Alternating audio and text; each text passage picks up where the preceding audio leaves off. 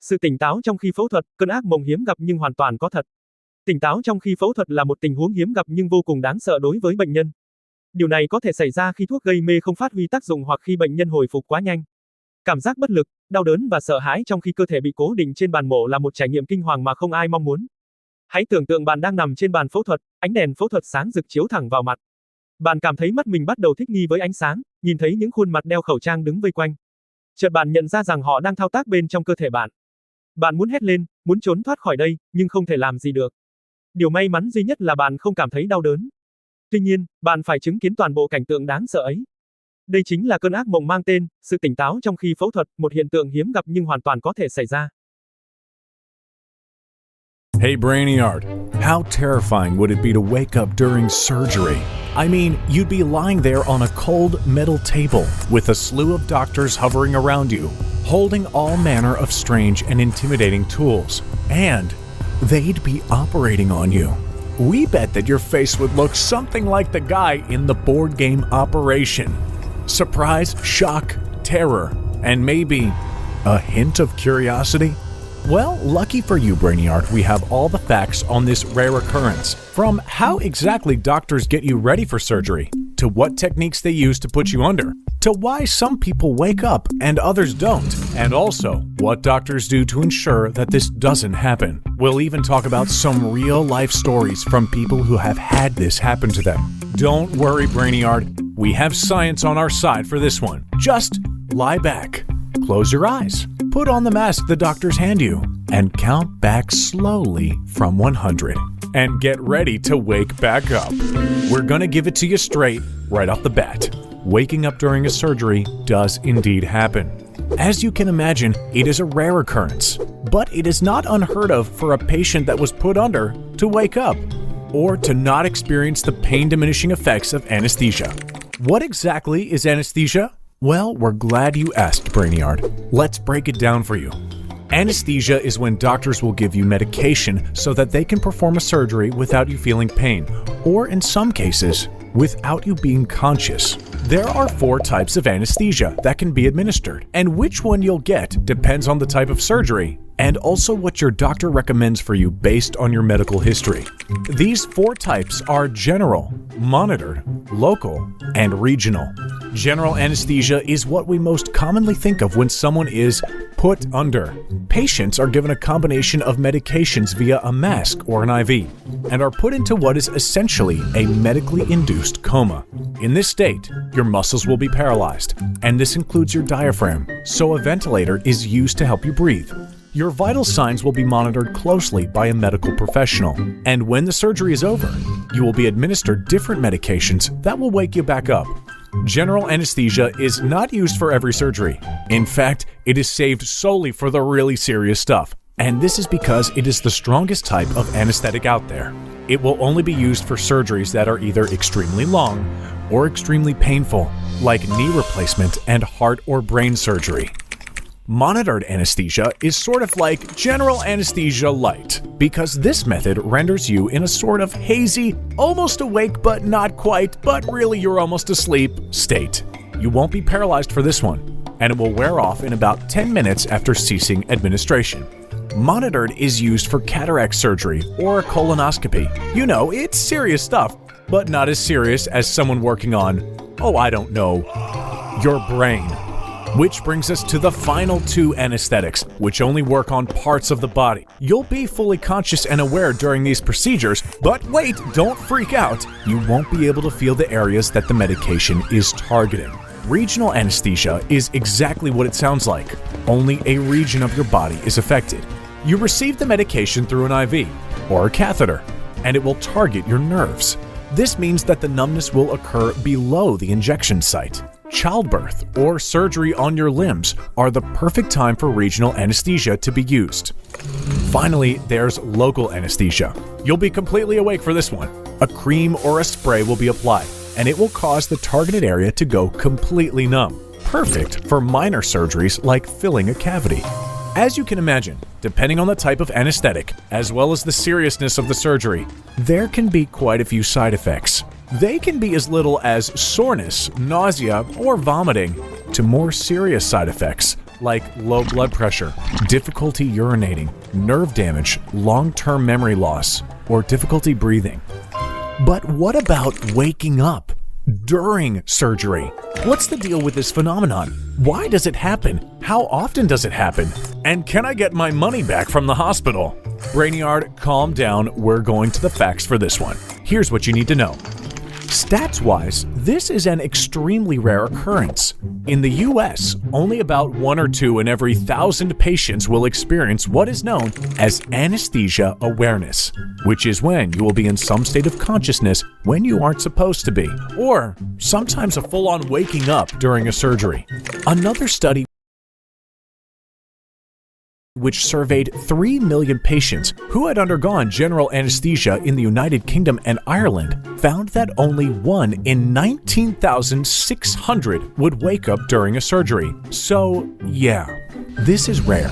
But Brainiard, we know you're a man of science. You want to know the whys behind this anesthesia awareness thing.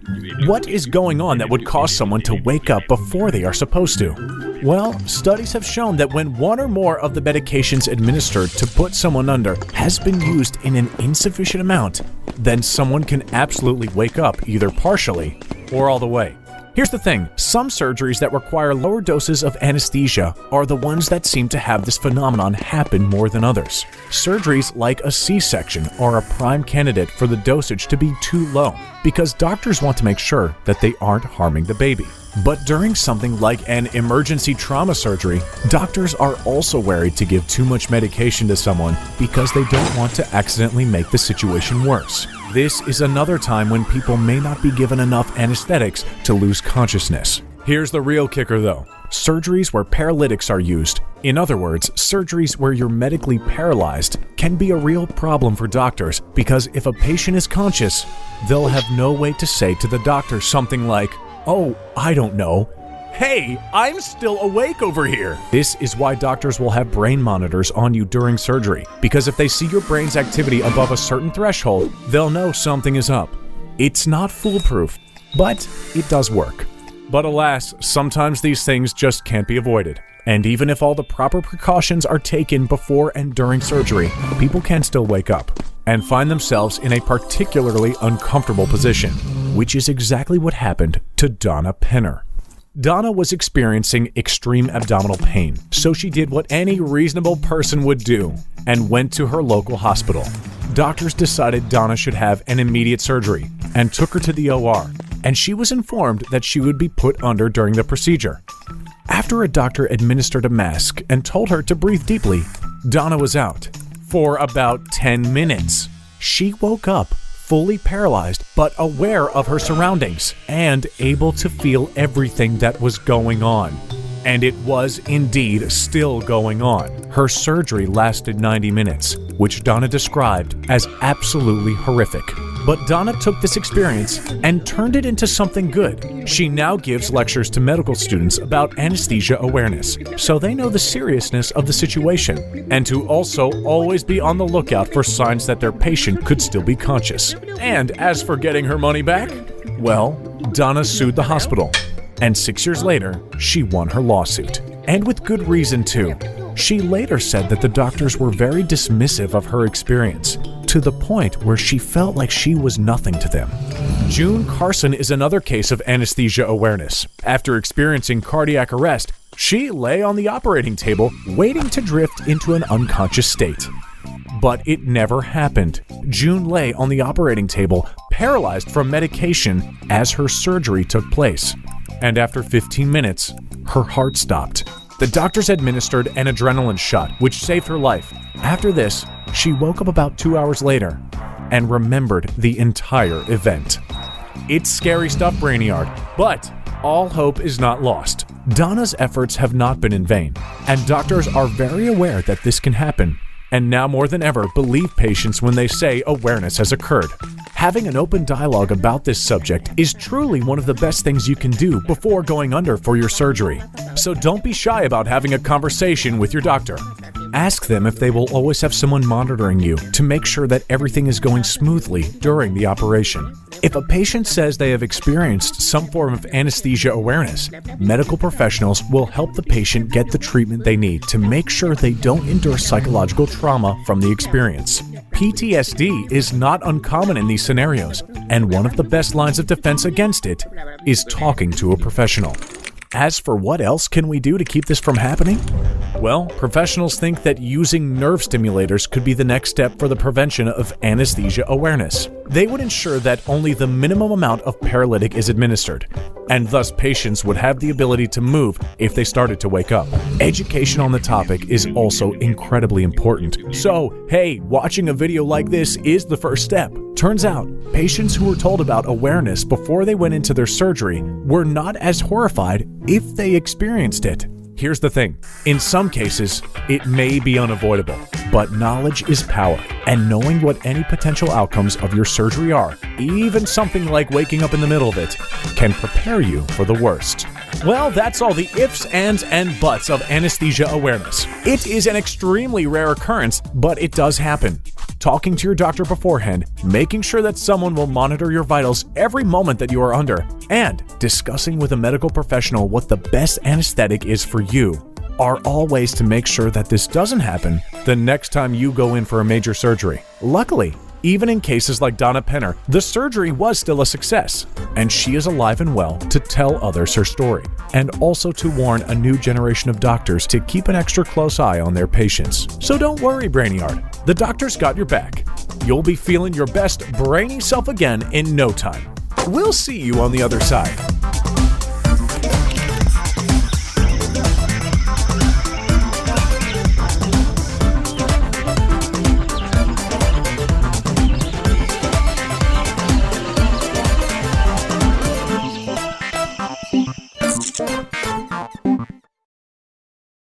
Tỷ lệ thức dậy trong khi phẫu thuật. Tỷ lệ thức dậy trong khi phẫu thuật được ước tính là khoảng 1 trên 19.000 ca.